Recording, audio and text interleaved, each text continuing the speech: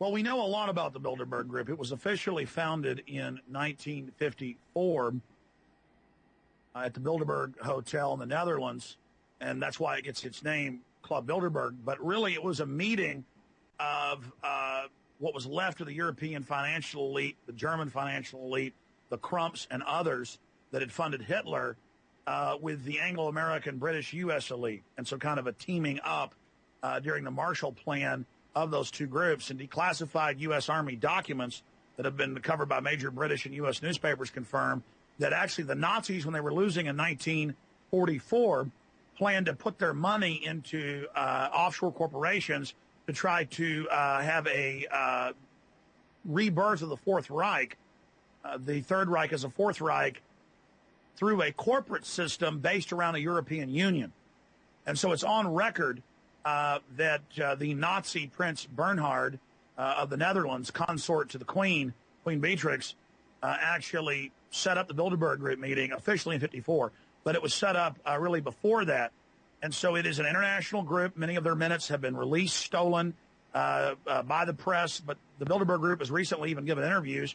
Etienne Davignon, the Viscount that is the chairman of it, admitting that they set up the European Union by stealth. So this is world domination by 130 of the richest royalty and financial oligarchs and industrial oligarchs in the world, who combine their forces together to overthrow democratic processes worldwide and to bring in a one world government run by private international banks that we will pay our fraudulent fake carbon taxes to. And all these decades we've warned people, they've now admitted it all and are kind of coming out in the open, announcing they want a world government to control every facet of our lives. So this is world tyranny, world imperialism by a group of private banks that use command and control economies, socialist economies predominantly, to socialize the country's wealth, but then conduit that to the private bankers above them. Sure, we know quite a bit now because of declassified Army documents that have been in the U.S. and British press recently. Also, Bilderberg has become more arrogant because they've already been exposed, so why not go public? Releasing documents how they covertly set up the European Union with the Treaty of Rome in 1957, though the public's told the European Union was set up in 2000. The Bilderberg Group is 130 royalty, bankers, heads of industry, who've been officially meeting since 1954, and their stated goal is to set up global governance or world government based around a European Union in allied operations with the Anglo-American establishment based in the United States and England. And in 1954 was the first official meeting, but it's been declassified in U.S. Army documents that the Germans knew they were going to lose by 1944. So they decided to put their hundreds of billions of dollars of stolen loot into dummy corporations to then set up a European Union in the near future. And so the Bilderberg Group is a merger of Nazi assets with the Anglo-American establishment for world domination against Russia, China, Central and South America, and Asia and Africa. And this is what the globalism is, what the New World Order is. So they're bankrupting the world economy by design, and we had sources inside Bilderberg this year that confirmed this. They're bankrupting the world economy by design, lowering oil prices by design to bankrupt Saudi Arabia, Russia, Venezuela. And by the way, George Soros, since we broke this months ago, has bragged at Davos that, oh, yes, they've lowered oil prices to bankrupt things. So they're very proud of this to exacerbate the world depression so they can then pose as the saviors, bringing in a new financial architecture, giving themselves even more power with a new Bank of the World that we will pay our carbon taxes to. So this is a hellish system. It's not free market.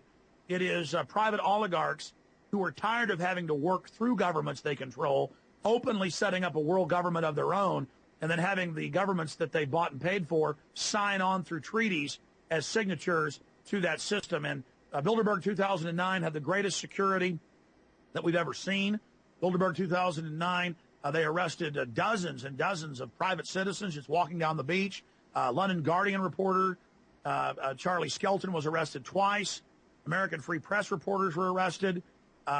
Just regular tourists for a 2.5-mile area were arrested. They had the Army, the Navy, the Marines out guarding it there in Greece, right outside Athens. Just absolutely amazing. And the list of the Bilderberg Group, which they now release, is out.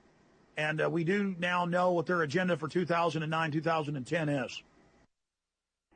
The agenda is to accelerate the depression worldwide and to make it as bad as they can and as fast as they can so that they can bring the world to their knees, panic the public into giving into this new financial world government architecture that will openly be run by a private consortium of central bank owning families. And so they're making a mad gamble for the entire planet.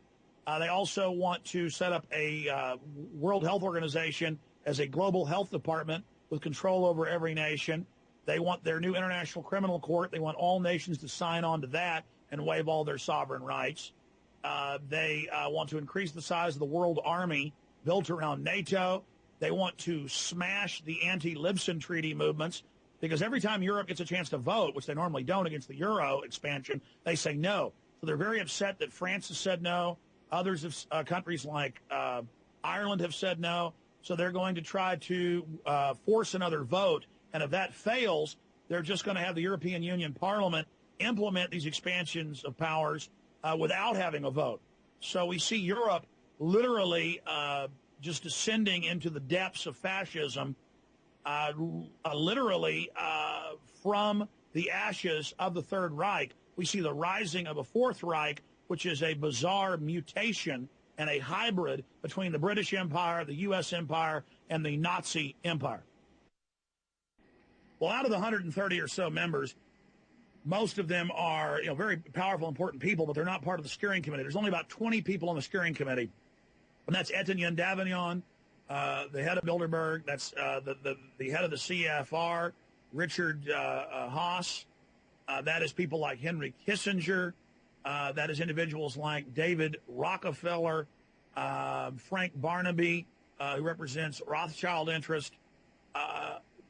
These are the people that we're talking about, these 20 or so individuals at Bilderberg. They set the agenda. And then they have university experts and scientists and advisors in media and academia and finance who are there basically advising them on the best ways to implement the already ongoing program of world government and tyranny. They just fine-tune things and work out disputes at this once-a-year meeting that they have at the Bilderberg Group conference.